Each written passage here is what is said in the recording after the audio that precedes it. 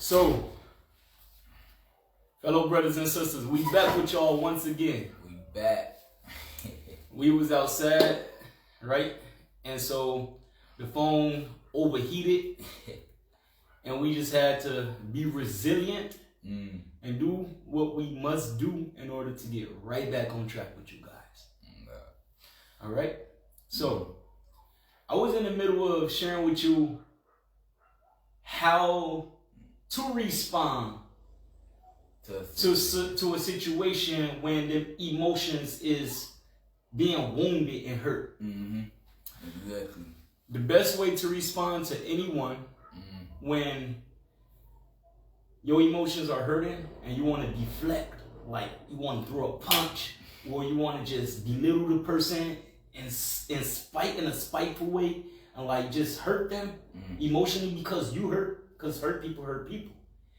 Now this is your opportunity to say, okay, I'm going to maintain dignity. What is dignity? Dignity is being aware of that hurt within and still making a conscious decision to know how to maneuver between it in a healthy way. Mm-hmm.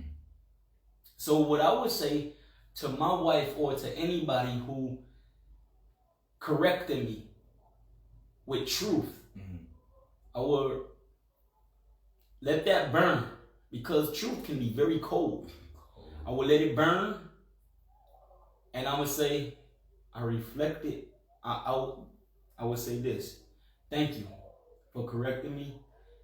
I need personal time to reflect on what it is that you have shared. I will need personal time to reflect on what it is that you have shared so that you can give yourself time to accept what it is that you need to change. Because the only way you're going to grow emotionally is learning to reflect on what's being shared with you, accepting it against all odds, meaning against your desire to want to change it, and then change. Take action. So those are 3 points to everybody out there who's listening. In order to grow emotionally, you must listen. Okay? Listen. Listen. Reflect. Accept. And change. Reflect. Listen. That's the first one. Listen. You gotta listen. Yes, listen, because the hardest thing to do is to listen. Facts. A lot of people like to run their mouth, right? But you got 2 ears to listen twice as much as you talk. That's why you got 2 ears and 1 mouth. Facts. But a philosopher might say, but I got 2 lips. I'm just saying, those philosophers. They might say, I got 2 lips for me to talk twice as much as I listen as well. That's a problem. But listen. Listen is first. Reflect on what you heard. Accept it. Because that's hard too. It really is. And change. Listen, reflect, accept, and change. Yes. Without that, there's your emotions. You're gonna be an emotional, immature emotional being. So one thing I'm most definitely gonna take into consideration is I need to start listening to the situation. Let's say I get into some type of situation. Okay. I'm gonna sit back, humble myself. That's first. Like, you feel me? Sit back, humble, listen to the situation, figure out what's wrong. You feel me? Listen and then reflect so I can understand. You feel me? I accept it. You feel me? So I accept it. And then the last one, what was it again? Change. And then change. Yes. Exactly. Change. And when you change, that's gonna be a new attitude that you're gonna have to make it habitual. In order to make it habitual, like in habit, is a new formula I'm gonna present to you. This formula is called practice, discipline, and repetition. Repetition. Say that. Repetition. Practice. Practice. Discipline. Discipline. And repetition. Repetition. What is repetition? To repeat it. Over and over. When you got that song that you love on that playlist and you just say, oh man, put that back. You know what's going to happen when you keep on repeating that song? You going to start rapping that song. Too, yeah, start singing it. You know what I'm saying? Like you going to start rapping that song. You going to start. Be on it. Yeah, so what do you think is going to happen when you in marketing, when you in sales, or when you running, or when you in the gym? You're gonna improve. You're gonna push more because what you do frequently becomes your frequency. What you do frequently becomes your frequency. Once you wake up every morning and go out for that morning cigarette, right, and that morning coffee, you done made it a habit. You done now became addicted to that first shot from the coffee once you take it with a puff with your cigarette. See what I'm saying? And then the thing about that habit is your teeth start getting messed up, your lips start getting messed up. But imagine you eating oatmeal every morning for breakfast, or buckwheat, you know, and putting shea butter on your face. You see what I'm saying? And putting only coconut oil in your hair. Not grease and all that stuff. What's gonna happen? I know I look in the mirror and I don't see no bumps on my head. You know I'm looking at my beard is nice and full. You know, my hair is nice and long. You got people 35 years of age and they bald headed. Yeah, that's tough. I think I got a brother who going bald. You know, I'm just being real. Well, you know, you don't call my brother bald. I can do that. You know, because I love him. He know I love him. You know, but still, I'm trying to imagine how did he go bald. Hey. I remember the time when Saba, yo Saba, my Abba used to always tell me, man, stop lining your hair. Stop balding your hair. One day you're going to wish you had hair. Absolutely. You know, if I ain't mistaken, I think my Saba going bald. Never mind me, I'm being a bit humorous, but, you know, my Abba know I love him. You know I love him dearly. You know? Hey, another question, though. Go ahead, hit it. Hit it on the money. Now, you know me. I look up to you. You feel me? Big time. Give me 1 second. Hold that thought. Hold that thought. Give me 1 second, my fellow brothers and sisters. I'm just putting a little light in here. Smart move. Just a little light. Smart move. Go ahead. Okay. Now, you know me. I look up to you. Right? Respectfully. Now, you know your journey wasn't easy at all. Okay. At all. Now, the place where you at right now, you know how many people out here will want to be there but won't put the work in? So how was you able to be this consistent, no matter what stage in life you was in, but how was you able to be consistent and disciplined enough to keep going every day? Knowing that you ain't even if you ain't making nothing, making something, doing something, but you still consistent going on with your dream. You ain't had no doubts or no setbacks on like, yeah, you don't feel like doing this no more. So that's just the thing. My wife always remind me that if it wasn't for her, I would have been gave up on within. Voila. Yes. See, the joy is to come to a level in your life where you can be blunt with the truth. And not sugarcoat nothing. Respect. Don't be like, oh man, it's all me. No, it's all me, man. I did have doubts. I did want to quit. I did want to go into another idea. I did, bro. I did. I wanted to say, sweetheart, I want to do something else. I wanted to invest in this. Like, to this day, I got this many hoodies, this many within t-shirts that I haven't sold. You see? And I got this many, I got so many documentations, right, that I wrote, that I have not published. I have this many written poems that I have not published. I have a child's book that I have not published. I have many ventures that I have not publicated yet. I have not published them. It can be a multi-billion-dollar business And there was elders who told me this. It was this sister. Mm-hmm. She came to me. She said, son, she said, you are light walking around here. She said, what you have in your hands is worth gold. She said, it's priceless. She said, you know how many millions you can receive off of what you have in your hand? What was in my hand? What was in my hand was a briefcase with a lot of blueprints in there that I've designed. Mm-hmm. So many formulas I've initiated within my sleep. I woke up in my sleep at 3 in the morning, 4 in the morning, opening my laptop, writing. Like, I remember even typing a title, the wisdom of declaration of truth. Wow. Wisdom of declaration of truth, or about humility and joy. And I remember going to the print shop, going to Moshe saying, print me 20 of them, and going in a kafar, just passing them out to people. That's real. So imagine how many brothers and sisters within a community in Dimona have my documentations, and they have read them, and they seen the journey, right?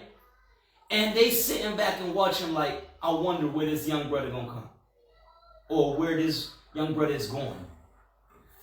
Yes, I've been invited to the non-for-profit organization Amutat Kiyam to come and speak.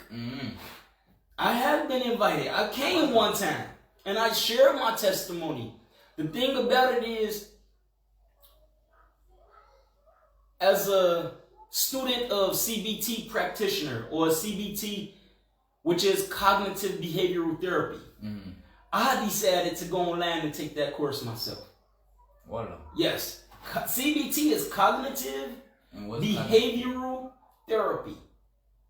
What is cognitive? Like, I never heard that. I love the question he just gave. Beautiful question. I never heard that before. Cognitive, it comes from the term, is being cognizant. Cognizant is being knowledgeable, is knowledge. Yeah, so what is knowledge? Knowledge is information combined with application. So you basically get information combined with application, behavioral therapy. You really can't be impactful in your behavior if you don't have the information, the proper information, and the application. Application is how you actually bring the information into reality. Facts, because I experienced that and I can't even. You want to learn how to do that? Exactly. My young nephew want to learn how to do that. So when I was excited about this journey of learning English and learning Hebrew, I went into the search bar and I studied. I put in Ivrit Beramak Vuha. Hebrew on a high level, so I can learn new words in Hebrew that's on a high degree. In English, I've learned a tactic that can allow me the joy of articulating humongous words. What is that technique? My wife shared it with me. I'm not going to deny. I like to give credit where credit is due. Respectfully. It's called syllables. So a syllable is when you have a long word and you break it up into 3 or into 4s. So instead of trying to just recite the word and fumble over your tongue by reciting that long word, you take it one step at a time. And it must be in alignment with a calm energy so you can articulate it without biting your tongue. I feel that. You only bite your tongue when you're anxious.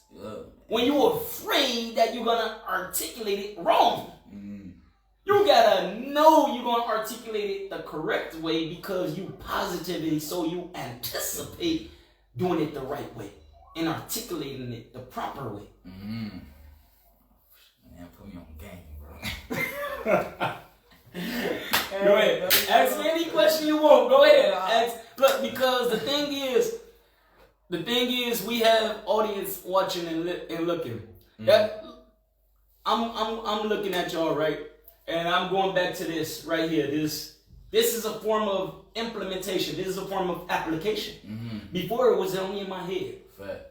Only in my head. And then you brought it to life. Yes. So you implemented it. Yes, I implemented.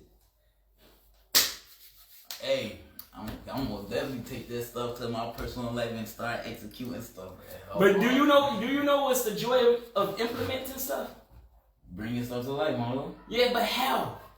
How? Well, you got me right there. You call me. First of all, let's go to our 6 best friends. Let's call them out to help us. This is gonna give us the gift and the flow of having a beautiful conversation. Mm-hmm. Let me introduce our 6 friends into this podcast that's going on here, into this conversation that's going on here, into this journalism that we got going on here. Because journalism focuses on facts. We not speaking rhetoric, y'all. This is not just no podcast where we just speaking stom or information with no weight. Every time my nephew come and have this discussion with me, we're gonna share with you all, because he's currently receiving wisdom and I'm currently receiving, strengthening my gratitude, strengthening my humility, strengthening my servitude, strengthening the joy in me, because my name means kind and gracious. And so I'm kind enough to say, listen, you come here, don't give me a dime. The reason why I say don't give me a dime, because I called psychologists and asked them what's their price in order to receive just a review on a patient. Wow. They gave me, I'm not kidding you, no less than 400 shekels, but a written one with the evaluation in Israel is 2,500 shekels from a psychologist.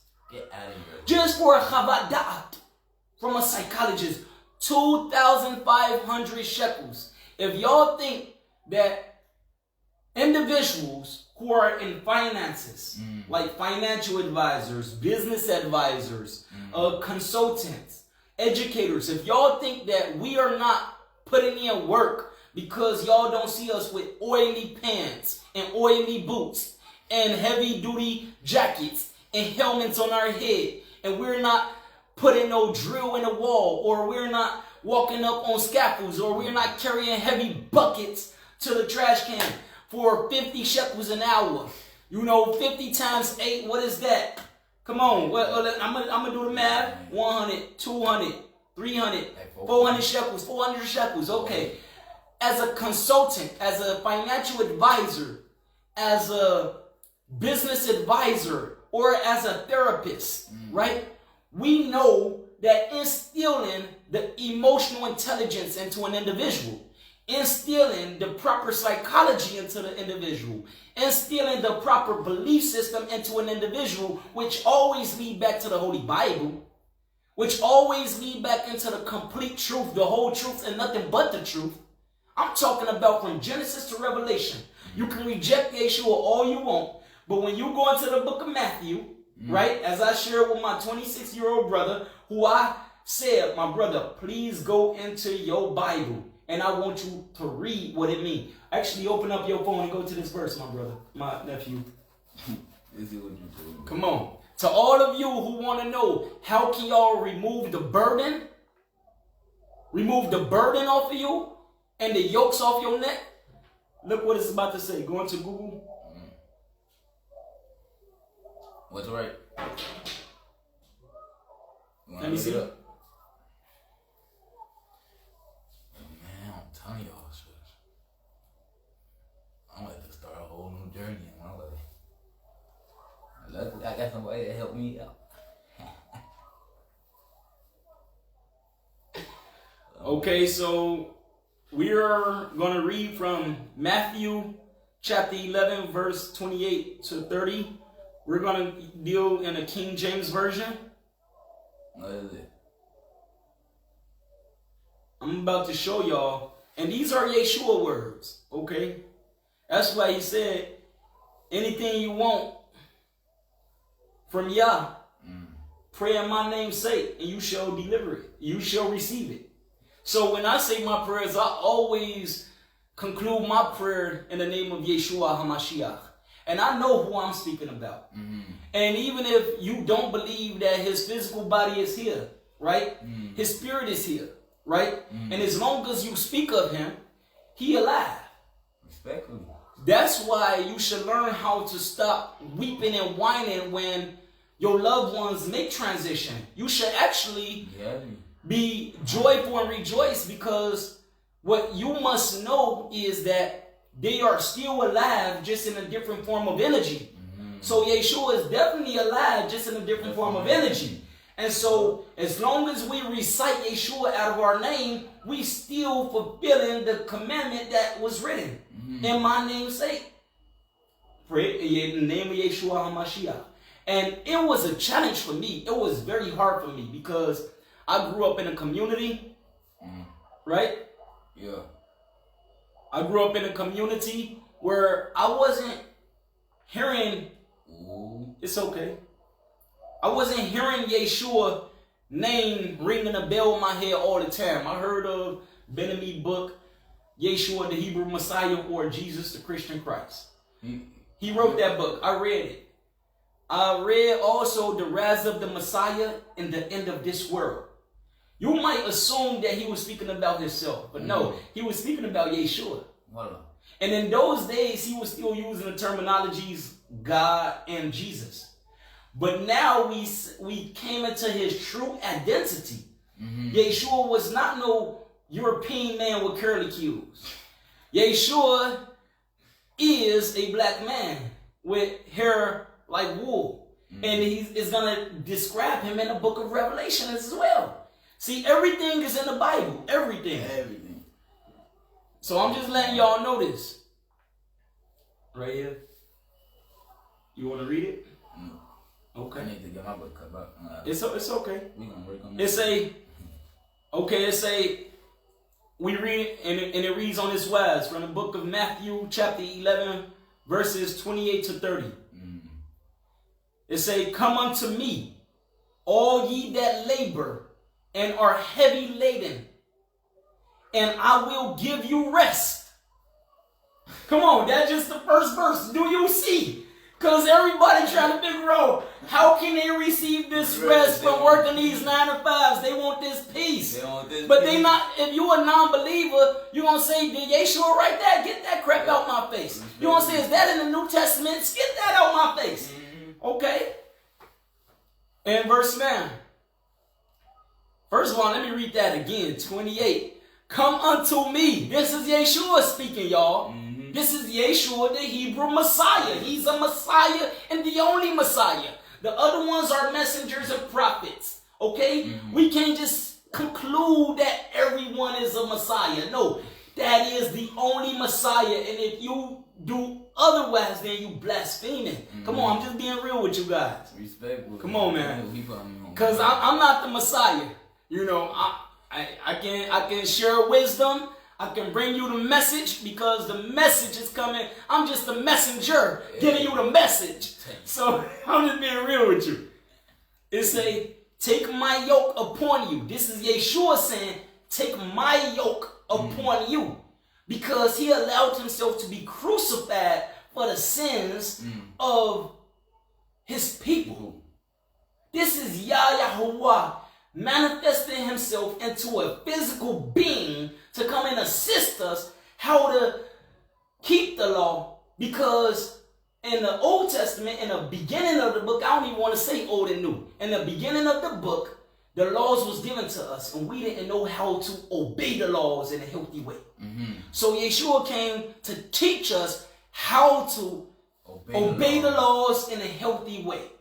That means instead of being so strict with us, he taught us how to have compassion. Instead of judging us for eating without our hands washed, he said it's not about what go in the mouth, it's about every word that come out of your mouth. You see what I'm saying? So the exception that Yahweh had for us in the beginning, the exception for us to eat chicken, the exception for us to eat certain meats in the book of Leviticus. In the third book, I didn't even know this, and I grew up in a community who we got shunned if we ate some chicken, if we ate anything. But see, if they would have told us that the reason why we are vegan is because it's healthier for us, and our objective is to keep the commandments according to Yah's original idea, and also share with us the information. However, if you do choose to eat meat, these are the type of meats you should eat according to the book of Leviticus. You see what I'm saying? Mm-hmm. But I encourage you to be a vegan because this is the original meal plan that Yahuwah had for us. That's the same thing with having multiple wives. We are not supposed to have multiple wives. That was an exception in the book of Isaiah. But it was not for the pleasure of the man to have multiple wives. It was actually a punishment on the women. Wow. Did y'all ever know that? Did y'all ever know that? You know why it was a punishment on the women? Because the women were being promiscuous and they was being harlots and they was behaving non in alignment with the commandments. So the punishment y'all gave them was to take away all their jewelry, all their gold, everything, and said, I'm going to suffer 7 women to 1 man. He said, suffer 7 women to 1 man. Suffer the man. Yeah, that means because she's no longer in alignment with the statutes and the commandments of Yahuwah, now she is on Onesh. This is her punishment. This is her punishment. So now she don't have the blessing and the privilege and the honor to have a man to herself. So now she got to share a man with other women. Oh, wow.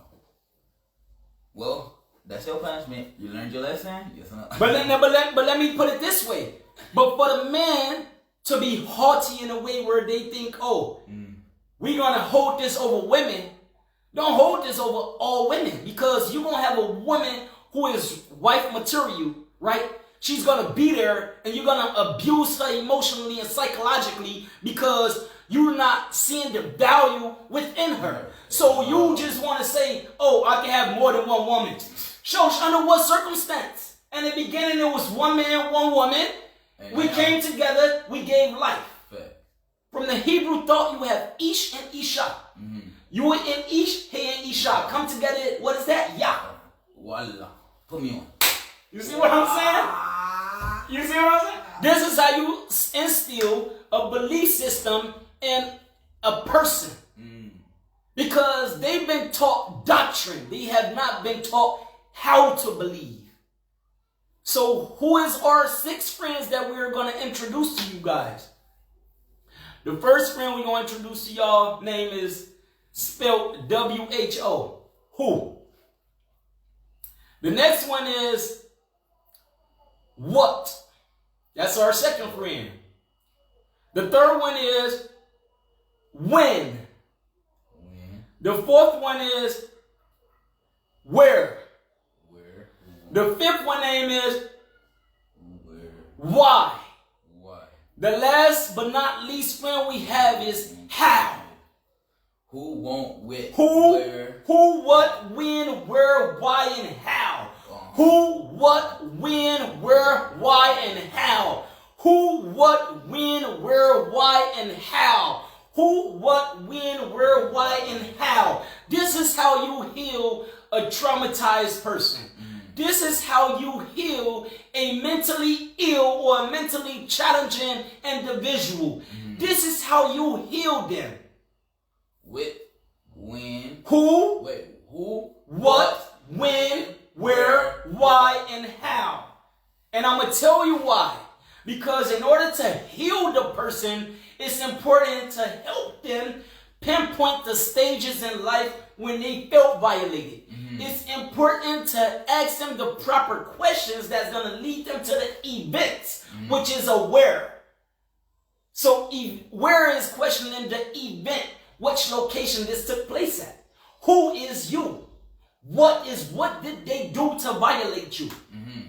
Who, what, when, what time it was, what year it was, what month it was, how young you was. Were you 4 when this happened to you? If you had the ability, what would you do different? What would you say to that little boy back then when he went through this? So now that you know, what would you say? What would be your solution in order to come out of that abyss? So that you won't continue to have your mask of shame on. What tool do you need in order to speak about that trauma that you had in your history so that you won't walk around here with the mask of shame? Because you're not the shame. You're not the shame. You become the shame once you're living with that mask of shame. You're not the shame. The event was a shameful act. But you are not that act. You are the individual who control the act. Come on, man. Come on, man.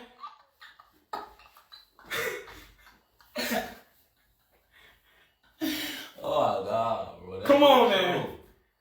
That's so true. I didn't even put it in that time. I'm so stupid. You asked me how. You asked me how. How did I get to where I came today? I could give you an orange. We could do this. I could give you an orange, and I would like you to peel the orange. Mm-hmm. Every time you stroke a peeling off, that's the question. I don't care if you peel it slow. Every peeling is a question. What do you receive once you finish peeling it? Life. You about to eat that sweet old orange. That's when you start living. That's when you start living. So let's put it in a human being perspective. Okay, a human being perspective. When they're younger, when they're growing up, whatever, right? Yeah.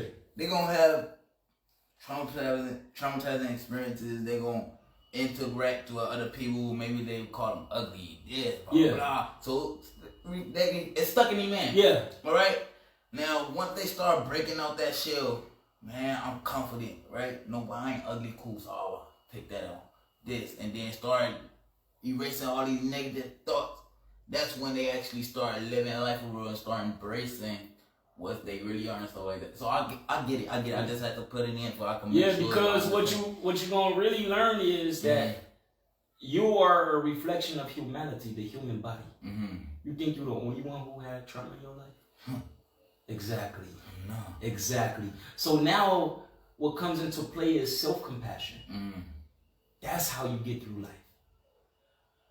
You have to say, y'all forgive me for the choices that I've made, because y'all put before us life and death and said, I admonish you to choose life.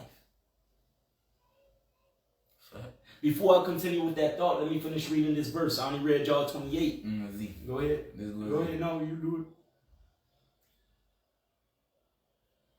Okay. Now we about to read 29. It say, take my yoke upon you and learn of me. This is Yeshua saying. Because why he say learn of me? Because Yeshua, he spoke the truth boldly. He got scrutinized by the Pharisees and the Sadducees and the scribes. He got scrutinized. They didn't like him because Yeshua said, I know who I am of. Initially, Yeshua's name was given Emmanuel, as in with Yah. Yes, no, it's in the Bible. It's in the Bible. And then he became Yeshua. His name is Emmanuel, meaning he's with Yah. He was always with Yah. And Yeshua been even in the times of Moses. He been since the beginning. Remember, Yeshua is with Yah. Look, Yeshua is, what is Yeshua? He shall save. Who shall save? Yah shall save. So Yah, he manifested himself in a physical being to come and be upon this earth to help us. And he rose in 3 days so that you know that he is Yah. Come on, man. I'm just being direct with y'all. The Jewish people don't believe this. Religious people don't believe this. And so they going to always scrutinize Yeshua. Because they non-believers. Or they just want to deal with their own emotional baggage on a day-to-day and try to find out why, when I believe in Yeshua, my life is gravy. I'm a believer. I'm truly a believer because I have faith. So it say, for my yoke is easy and my burden is light. Woo! Yeshua just told you, his yoke is easy and his burden is light. I have a cousin named Amasai. Amasai is a burden. Amasai is a burden, but if he believed in Yeshua, his burden would be light. You see what I'm saying? Do y'all remember Amos? Amos is in the Bible too. Amos is all Amos. Why I need Amos? Yes, Omesalai. See what I'm saying? But how do you get through that? Yeshua said, for my yoke is easy and my burden is light. He said, come unto me, all ye that labor. What is labor? Labor is when you on your 2 feet 24/7. You don't know where this money coming from. You don't know if your employer gonna pay you. You don't believe that you should be working this hard for a job you don't really care about and you don't like, but you still doing it, and your feet gonna be hurting, and you're gonna be sad, and you're gonna be abused and mourning. You do that to yourself because you're a non-believer. What is your duty in life? Your duty is to serve Yah and to please people. How do you do that? You serve Yah in everything that you do. Yah said, Tohavoti bekol levavcha, kol nafshecha, ubekol meodecha. How do you do that? Yeshua is telling you, I not come to change the law, but I come to fulfill it. But through me, the law shall be fulfilled. He teaches you how to do it. He said, listen, if you fasting on Shabbat, excellent. But if you hungry, eat. Don't kill yourself. He said, if you see, if you stole because you was hungry, forgive them, Father, for they don't know better. You did it because you was hungry. You ain't do it because you was ill-mannered. You ain't do it because you was just trying to be roguish and bad to the people. You ain't want to hurt them when you took that apple if you was hungry. No. Come on, man. Come on. And you gotta have compassion. You gotta sometimes look at somebody. This is what grace means. Grace, that's why Yeshua came to give us grace. We were fools. The Hebrews are stiff-necked and hard-headed. We learned that a hard head make a soft behind. I know I got a lot of whoopings when I was little. Because I wanted them. How did my Abba know I wanted them? Because I never changed my behavior. How do I know my children gonna want to keep getting whoopings? Because they're not changing. The minute you start changing, I'm going to know that you don't want no more whoopings. Yeah. If you don't want to know to an answer when you ask your imam for something or Abba for something, you need to change the way you ask. Don't ask stomping your feet yelling at me. You ain't getting nothing. You ain't getting nothing. If you want anything in this world, all you have to do is knock on the door and the door shall be open. All you have to do is ask and you shall receive. If you want to get 240 shekels, that's equivalent to 8 hours in Israel minimum wage system. All you have to do is go to the right person and ask them in an excellent, intelligent way for 240 shekels. In 5 minutes, you have that 240 shekels in your pocket. In 5 minutes. I'm just being real with you. I believe you because I know you experienced it. So let me tell you how you can ask in a very intelligent way for 240 shekels from anybody. In this world, you have 3 valuable materials that it's important to put together. 2 of them is spiritual. What is spiritual? Words are spiritual and color is spiritual. 2 spiritual things are combined with 1 material thing. What is the material? Paper, metal, wood, anything. You see this right here? That's material. But before it had to be an idea. So it had to be words that described what you wanted it to look like. And then you had to know what colors you was going to put. In this case, that's white and black, hypothetically speaking. And then you find out what material you want it to be on. Once you get it created at the manufacturer factor, you take this piece and tell them, listen, my brother, you see this right here? This is a piece of art that was manifested from my idea. My vision is to inspire that magnificent feeling within. I don't want no money for it. I want to give this to you as a gift. Wow. But for the balance in my life, the balance between providing for my children and continuing to create art, you can give me 250 shekels for this. He said he don't have a problem. You see what I'm saying? See, He's got me right there. See, what just happened right now is I took his finances into consideration. I didn't assume he had the money. No, you didn't. And if he don't have the money, I still would empathize with him. Because it's important for me to know that he pay his rent on time, he pay his electric on time, he pay his water on time, and he have food to eat. So whatever he have in his pocket, I don't care if it's 2,000 shekels. His rent can be 1,000, his electric can be 200, his water can be 500, and his food can cost 300. That's his budget. So I'm gonna teach you guys how to respond to any offer in a healthy way. When you know you are disciplined to your budget. The best response to them is to say, thank you, brother. I appreciate the offer. I really want to buy. I really want to support you. Because I enjoy seeing young entrepreneurs like this succeed and prosper. Currently, I'm disciplined to my budget. And I would love to buy that from you next time I see you. Respect. If the situation permits me, then. You see what I'm saying? Yeah.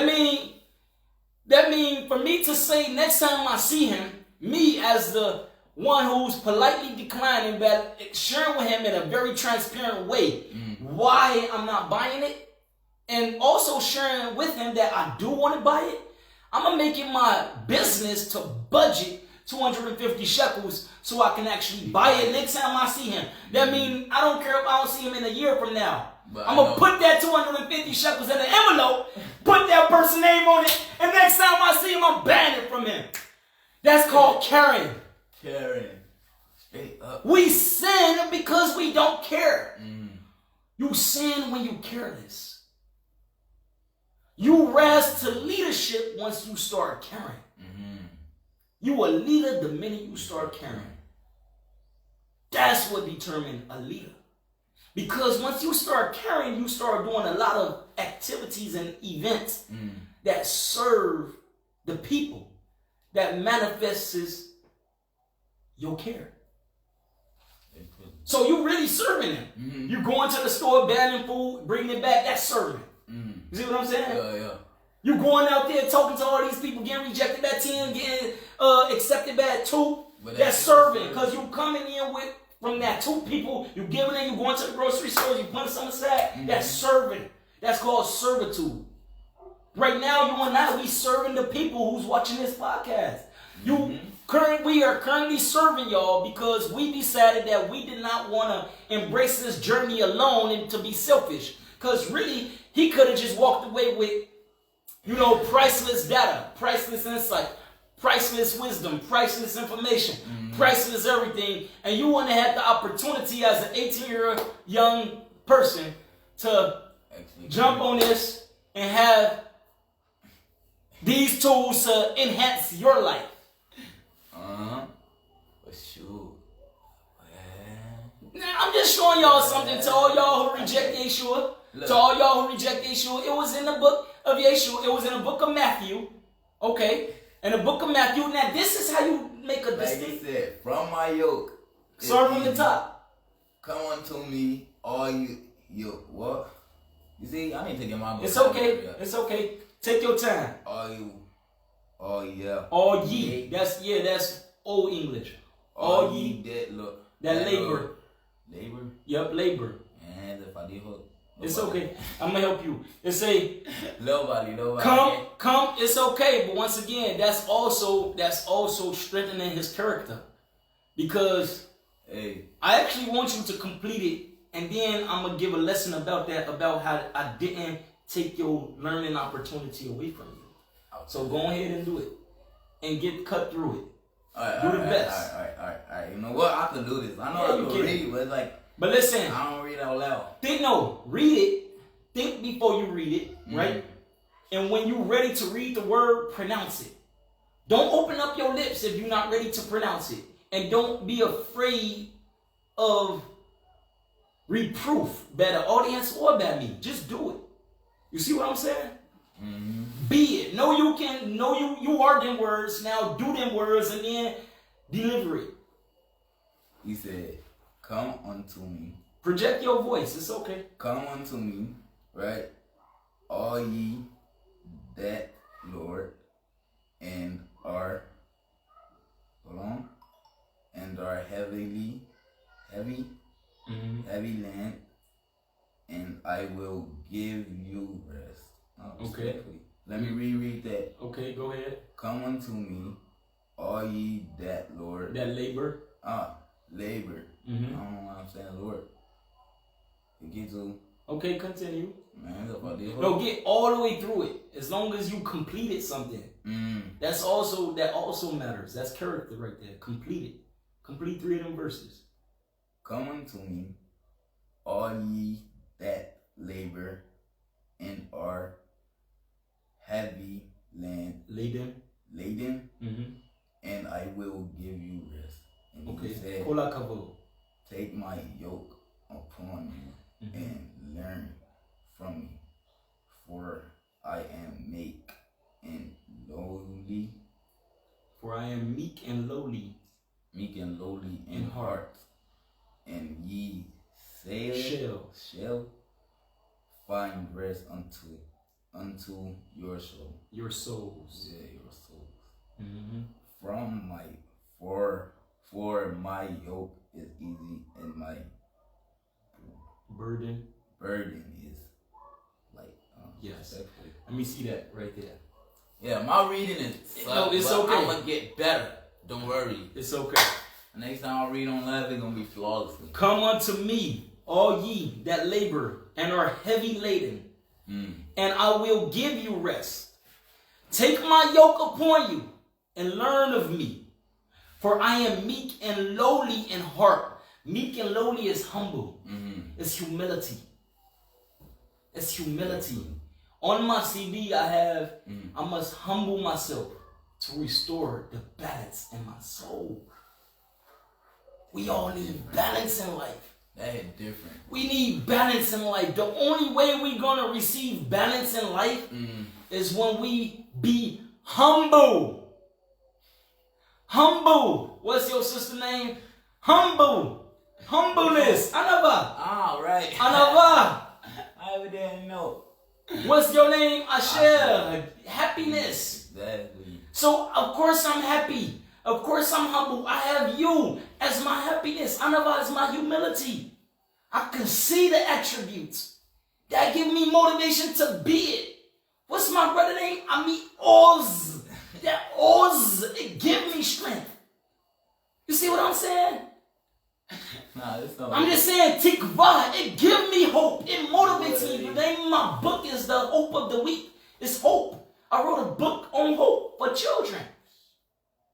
My queen, huh? Man, the chances are amazing. When I see Queen, the chances are amazing. He's out there. Go take a chance. Brothers and sisters, you have a shadow image. The shadow image is going to hinder you from growing in life. It's going to hinder you from having the courage to articulate what it is that you want in life and what it is that you are seeking in life. In reality, and according to prophecy, we should not be wanting for nothing. Because when we recite the prayer, Psalms 23, it says, Yahwaru'i lo ikhsar. That's that prayer? I shall not lack. Right, you're not lacking. The reason why you're not lacking is because in the Garden of Eden, we were given abundance. He said, for this day I put before you every tree in this garden, and from them you may eat freely. But of this tree only, of the tree of knowledge of good and evil, you shall not eat from it. So, what the serpent did, the serpent came to us and said, he said, from every tree you shall freely eat. And encouraged them to eat from the tree of knowledge of good and evil. But the thing is, he had us focus on lack. But Yah had us focus on abundance. So with Yah having us focusing on abundance, we never wanted for nothing. We had gratitude. The minute we start focusing on our lack, gratitude said, bye-bye, I'm taking my wings, I'm flying far away from you. Disappear. So when someone make transition in your family, you cry. Because you're not focused on all the good moments and events that y'all experienced together. Thinking about the lag. You're not focused on the current family members you have in your life that you can cultivate more moments with them in the life that you currently live in. I'm just showing you something. That's true. No, but instead you want to be selfish and you want to go into deep depression because you thought that person who made transition owed you something. They owed you to be physically alive on this earth. They can go with y'all. Y'all wanted them to come with him. He said, it's time for you to come with me. I got a different assignment for you. But because we selfish, we want to cry. We want to get in a deep depression. We want to keep our shoulders closed, sleep in this bed until sun up to sunset, and then still do the same thing over and over. You ain't living like that. You can't. You want to be lazy. You don't want to get up, wash your face, brush your teeth. You don't want to change your clothes. You don't want to wash your clothes. You don't want to have clean socks on. You don't want to cultivate your hygiene. The first rule in the game is to wake up, show gratitude. Well, wake up and immediately go and light a cigarette. I'm just being real. That's not showing gratitude. When y'all say thou shalt not kill, he said don't kill your internal organs either. That's what he's saying. It don't gotta say in the Bible, don't smoke a cigarette. I smoked cigarettes in my life. Yes, I did. Due to my ignorance and my depression. I came across other substance in my life. Yes, I did. Am I remorseful? Yes, I am. Why should I be remorseful? Because if I'm not remorseful, I don't give room for myself to grow.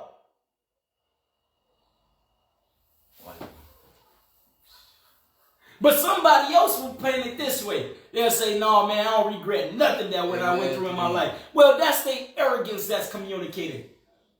But I'm going to speak like this. In confidence, I'm assured that I was remorseful of my wrong choices in life. Not mistakes, my wrong choices. I chose them. Whether if I was conscious or unconscious, I chose them. So ain't no such thing as mistakes. I know we chose them.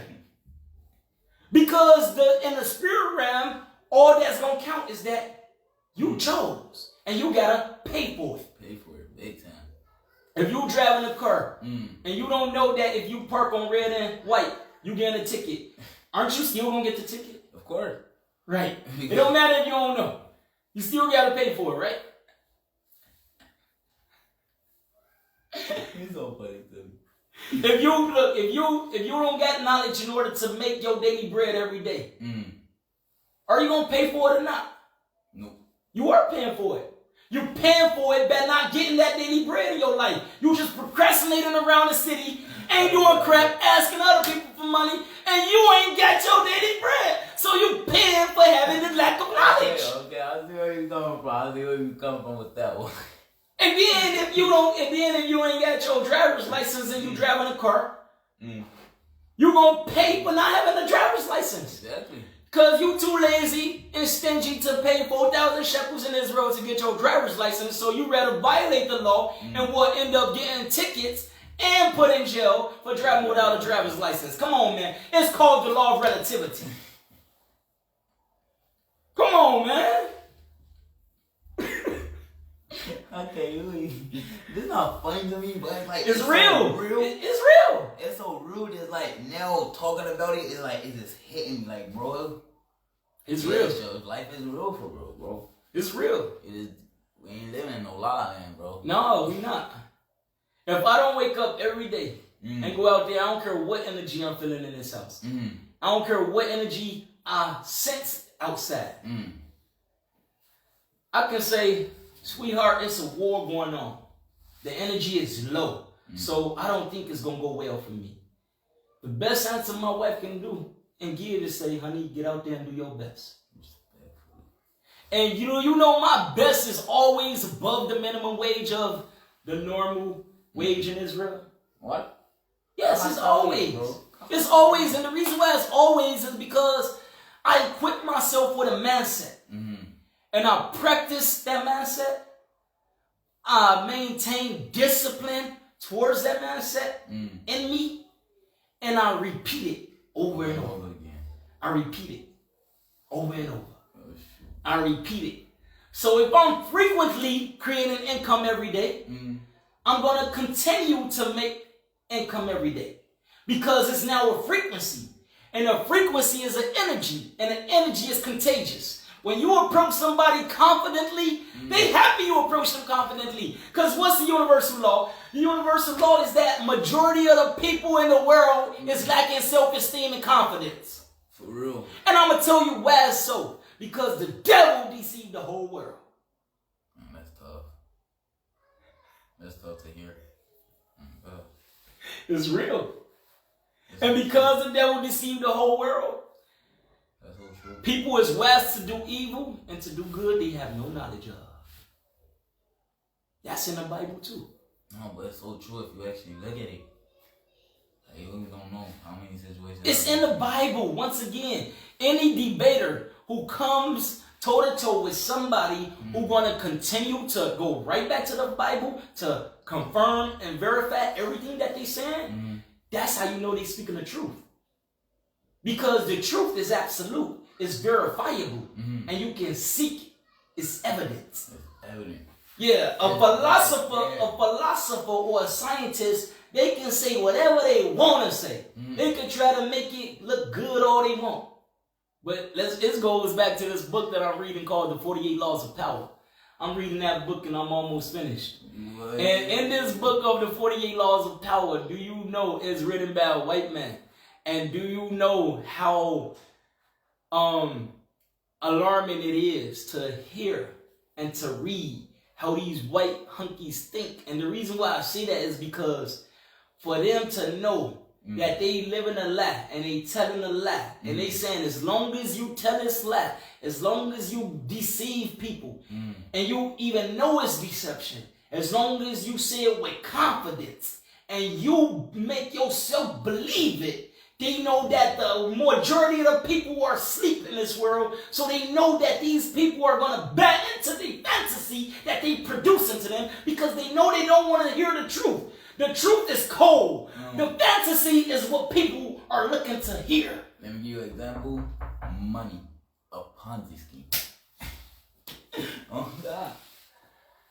Hey, fellow brothers and sisters, I'm going to give my nephew several more questions before we actually move on out of here. And then we're going to continue. Come in.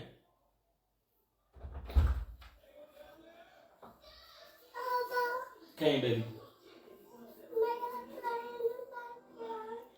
In a minute. Okay, give me a kiss. Close the door, baby. Close the door. So, you can ask. 1 second. Let me check something right quick. Not bad.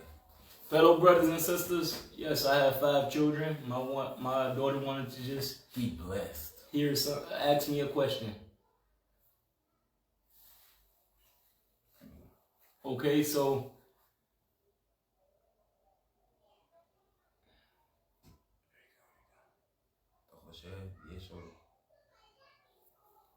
don't worry about that. Don't worry about that. So, fellow brothers and sisters, I'm gonna give my nephew the honor to ask any question he want to ask. Okay, there's no such thing of a hard question, simple question. Because, once again, he's the contributing factor. I'm the determining factor. See what I'm saying? That's how you got to look at life. As a determining factor, I am responsible for every response that I give him. So I can't say why you ask me that. Ask me whatever you would like to ask me and just WFA. Alright. One of the questions I really want to ask you for the long, I've been waiting to ask you, right? Because I'm going through it too. How do you get rid of an addiction that's a bad habit? That's hard. That's a question, and I love the question. I'm talking I love the question. The way you get rid of an addiction that's a bad habit is, number 1 is pray and read. Pray, read, fast. Fast. Deny your body of them pleasures or them allegedly pleasures. Deny your body, because your body is one of the adversaries. See, when the adversary came to attempt Yeshua. Yeshua rejected each temptation. You see?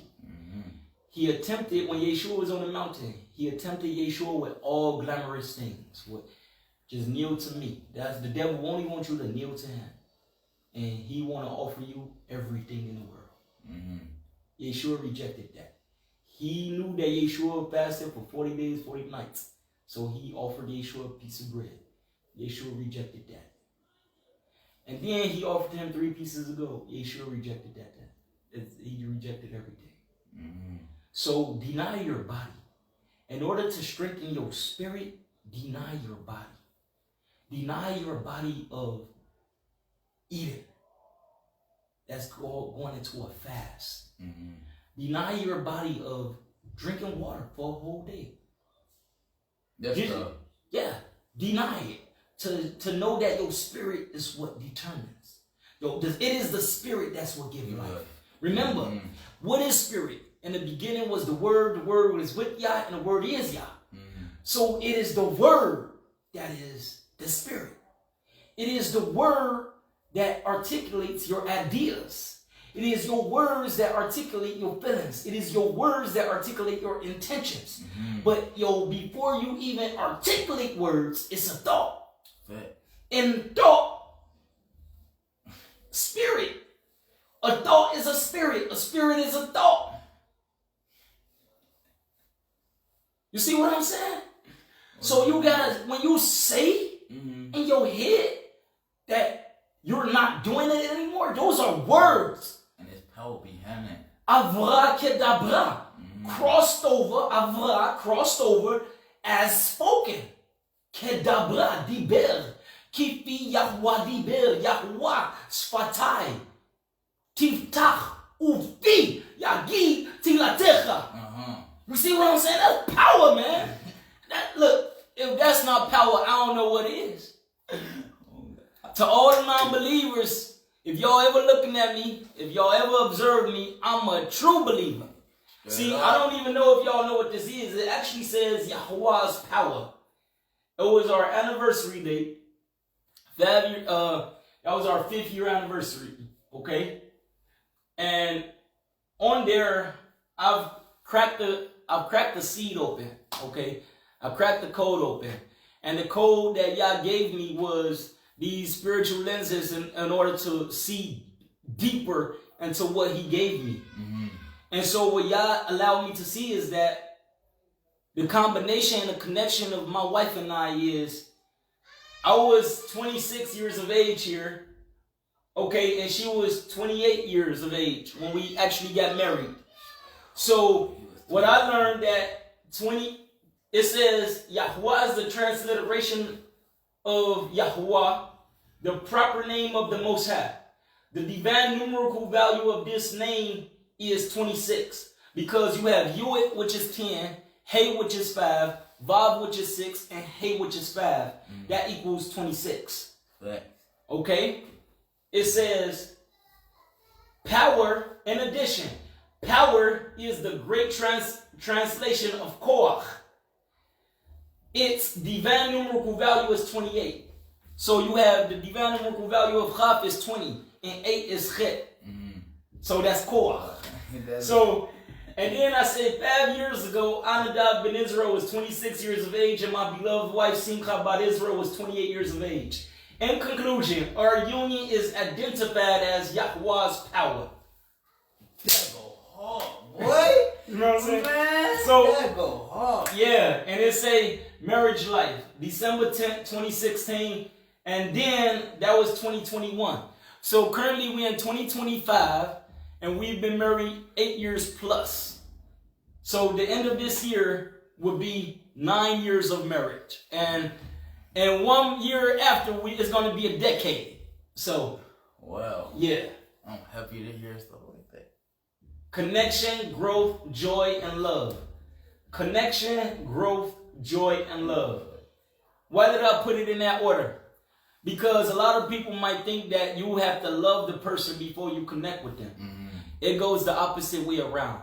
You have to connect with the person before you grow into love. You're not falling in love. And that's where a lot of people got it twisted. Mm-hmm. They think they falling in love and then they going to really fall out of love. Mm-hmm. You know what I'm saying? Yeah. But with that being said, my fellow brothers and sisters, it's going to be a part 2 to this. Most definitely. Like, y'all don't even know. Y'all better be ready for the next one. I'm coming with a journal with questions. He needs to be ready for it. It's going to be a part 2 to this. We enjoy having y'all here. My nephew, I love you. I appreciate you. I really do for coming through. Most definitely. Hey, that's family right there. With that being said, we're going to close out this session with y'all and say, Yah Yahuwah, thank you for allowing us to join in this discussion together with family and with friends from afar and with family from afar and with every listening ear that joined this conversation and this discussion. Part 1 is before this video, and so we do encourage you guys to go and look at it, internalize it, and then come back to this one. And with that being said, may Yah be with you, may Yah be with us. In the name of Yeshua HaMashiach we pray. Hallelujah. Hallelujah. Hallelujah. Hallelujah. Hallelujah. Hallelujah. Selah.